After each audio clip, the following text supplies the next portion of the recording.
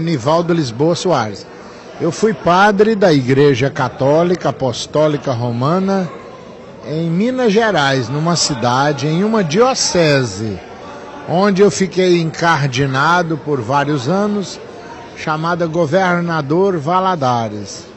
Mas Jesus mudou a minha vida há 28 anos atrás, no meio de uma missa, quando eu estava ali celebrando a Eucaristia, e um crente, um presbítero da Igreja Presbiteriana do Brasil, um crente foi assistir a minha missa, porque meu carro havia quebrado, e eu encontrei na oficina mecânica e brincara com ele.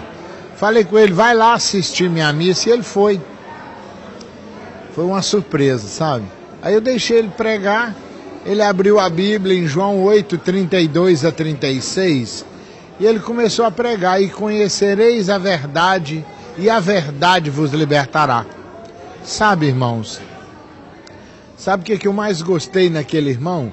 É que ele não falou mal da Igreja Católica. Nós temos que respeitar os católicos, orar pelos padres. Eu gostei foi disso, que ele falou de Jesus com amor. Olha, não é vergonha não, mas eu estava num caminho errado. Eu ensinava muitas coisas erradas na missa. Eu fiz uma lista de 40 doutrinas que eu ensinava contra a Bíblia, fora da Bíblia. Só vou citar 4, olha. Eu rezava missa para defunto, missa de 7º dia, missa para tirar as almas do purgatório. E a Bíblia fala que não adianta rezar para quem já morreu. Na Bíblia não tem dia de finados, não. Na Bíblia não tem purgatório, não. E eu rezava missa para tirar as almas do purgatório. Eu estava errado.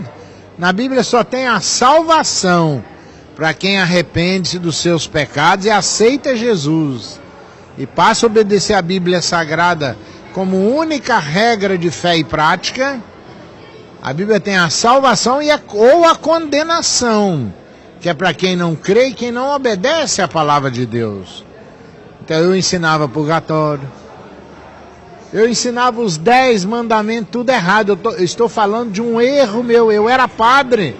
O católico também é inteligente, igual o evangélico, e o católico já viu lá na Bíblia Católica os 10 mandamentos em Êxodo 20. E ali está escrito, por exemplo, eu falava que não tomar seu santo nome em vão é o 2º mandamento. Está errado, esse é o 3º. O 2º mandamento, eu era padre, eu escondia dos católicos. Qual é o 2º mandamento? Êxodo 20, verso 4 a 6.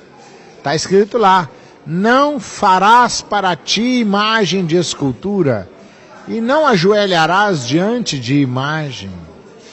Por que é pecado fazer nome do Pai? Crente faz sinal da cruz? Não. Leia Colossenses 2, verso 14 a 20. Você vai entender que nós amamos a mensagem da cruz, porque Jesus derramou seu sangue na cruz para nos salvar. Ele se fez maldito por nós na cruz. Está me entendendo? Eu era padre, eu ensinava errado. Antes de eu conhecer a Dona Epe, eu conheci Jesus através daquele crente que foi lá na minha paróquia, porque ele não criticou porque que eu dava a hóstia, o vinho eu bebia sozinho, e todos têm que comer do pão e beber do cálice. Ele não criticou porque que eu fazia todo mundo ajoelhar-se aos meus pés para confessar os pecados. Quando a Bíblia fala que a gente tem que confessar, é com um Senhor.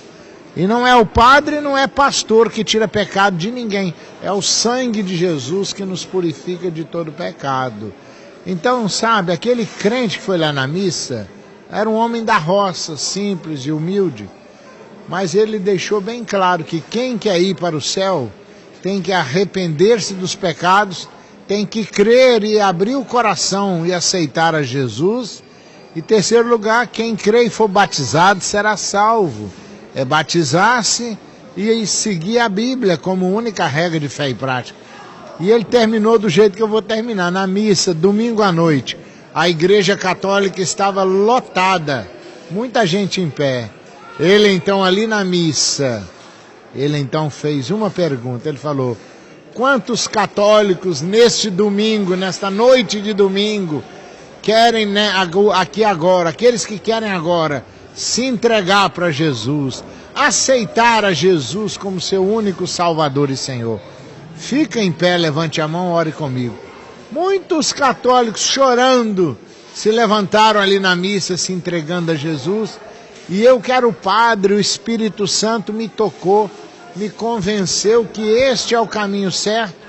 Quando eu vi, eu dei um pulo e levantei a mão de batina e tudo, aceitando a Jesus. E comigo quase 200 católicos. Se você quiser ver os detalhes da minha história, entre no meu site www.pastornivaldolisboa.com.br. Aceitei Jesus, depois conheci a Dona Epe.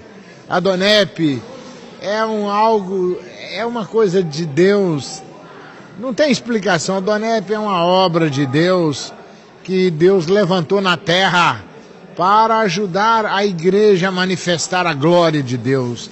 A Dona Epe está cheia da graça, cheia da glória de Deus.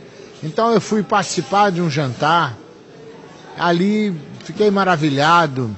Foi mais um momento que eu fui cheio do Espírito Santo. Depois passei a ser preletor nos jantares em Belo Horizonte, onde